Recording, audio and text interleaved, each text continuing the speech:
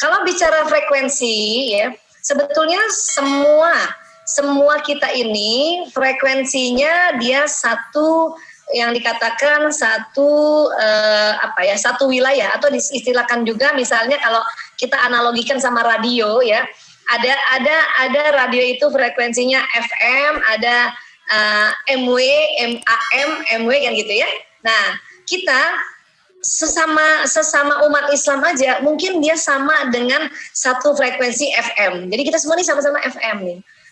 FM ini kalau misalnya kita dengar radio sama-sama di FM itu ya, itu tune-nya atau ketemu frekuensinya itu pas ya. Nah, anak sama ibu dia sudahlah satu area frekuensi FM, gelombangnya sama. Misalnya ibunya 99,5, anaknya juga 99,5 FM. Itu persis kalau ibu sama anak. Suami dan istri, ya, suami istri itu dia memang bisa satu area frekuensinya, yaitu sama-sama FM, tetapi dia tidak sama persis gelombangnya. Kalau ini dianalogikan ya, misalnya si istri 99,5, suami 99,8, dia beda 0,3 frekuensinya. Tapi kalau sama anak persis. Jodoh bagaimana jodoh Bu Aisyah? Jodoh juga begitu. Apalagi jodoh. Jodoh itu kalau baru ketemu ya, itu kan kita ada perasaan yang rasanya kayaknya ini soulmate aku ya. Sebetulnya rasa bahwa ini soulmate atau pasangan aku itu lebih kepada program yang ada di otak yang disebut program watak. Program watak. Saya orang yang damai, orang yang kalau bahasa kepribadian, psikologi kepribadian yang paling populer, saya ini orang pragmatis. Ya. Dulu sewaktu saya niat, ya Allah, ya saya mohon ya Allah pertemukan jodohku waktu itu ya, tahun 90-an itu 90-91. Ya. Kemudian ya pada saat sudah doa seperti itu, otak saya mencari pasangannya. Pasangannya apa? Watak pragmatis atau watak damai ini punya pasangan selalu mencari yang koleris. Jadi saya pada saat lihat suami saya dulu nih sebelum menikah, itu otak dan kolbu saya deg-degan. Kenapa? Karena rupanya saya yang pragmatis, dia yang koleris, itu saling otak kita ini karena dia ada sinyalnya, dia saling menyapa. Kang Gin tahu persis itu suami saya sangat koleris. Dan kami tidak pacaran itu, kami waktu itu dijodohkan. Tapi karena walaupun dijodohkan, tapi karena watak kami ini ternyata bersoulmate atau berbelahan jiwa dengan calon suami waktu itu, dia jadi satu.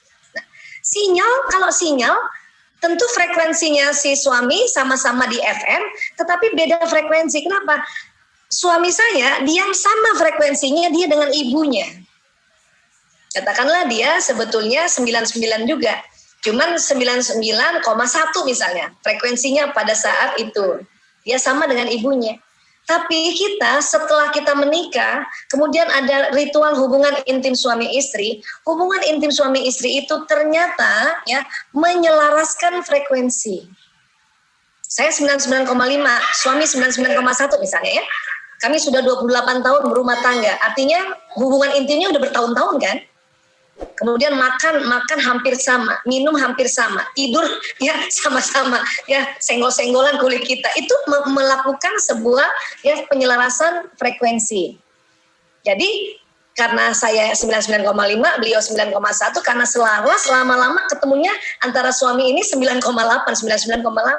Artinya kalau saya mendoakan suami mendoakan saya, itu juga sangat mujarab. Tetapi anak ke ibu, ya ibu ke anak kandung ya, ini persis banget frekuensi. Itulah yang saya mengatakan bahwa ibu-ibu itu harusnya sangat bersyukur. Kenapa? Karena Allah mendesain sinyalnya dengan anaknya sama persis. Sehingga kalau ibunya berkata sesuatu lewat doa, itu cepat mujarab makbul.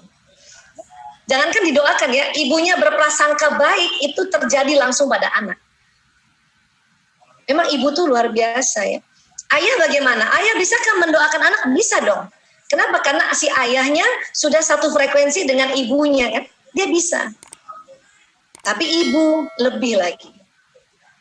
Suami bagaimana? Suami ini dia satu frekuensi dengan ibunya. Maka sahabat-sahabatku sayang, buat ya ibu-ibu yang perempuan, kalau masih ada ibu mertua, sayangi dia, bikin dia gembira. Kenapa? Kalau ibu mertua gembira, maka suami 3 kali gembira. Bu Isa, saya nggak cocok sama ibu mertua saya. Ya memang nggak cocok, orang generasinya beda. Tapi bagaimana caranya kita yang muda, kita yang belajar untuk mengerti dia, menyayangi dia. Ya, itulah makanya mengapa dalam Islam ibunya suami perlu dihormati. Kenapa? Sinyal ibu suami sama dengan suami sinyal. Alhamdulillah, untung waktu itu saya sempat juga belajar ini, walaupun waktu itu ibu mertua saya masih ada. Saya belajar ilmu gini kan tahun 2000 tuh. Ya, ibu mertua saya masih ada, alhamdulillah, banget alhamdulillah. Ya, jadi sempat langsung, walaupun sebelumnya saya juga sudah sangat menghormati ibu mertua, tapi setelah tahu ilmu ini, kita tambah menghormati dan terus mendoakan ibu mertua, ya, terus menyayangi, ya itu suami jadi sangat-sangat sayang juga sama kita. Itu kuncinya sebetulnya. Ya, jadi sekali lagi teman-teman, pada saat teman-teman nanti sudah berdoa, ini masih jomblo ya, berdoa untuk bertemu jodoh, maka gelombang yang di otak tentang watak dia sudah mencari, ya, mencari. Oke, tapi frekuensi tetap harus diselaraskan untuk supaya apa?